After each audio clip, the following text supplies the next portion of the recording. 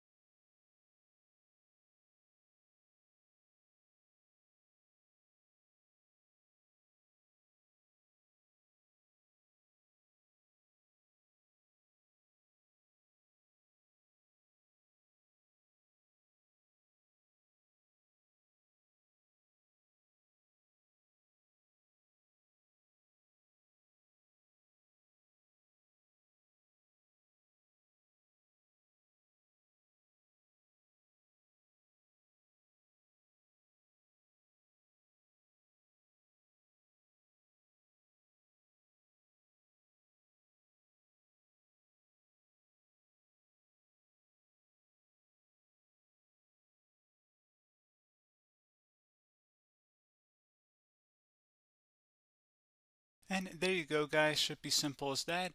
Go ahead and reinstall any of the applications that were removed. You can see a list of them by clicking on the link that's going to be on our desktop here.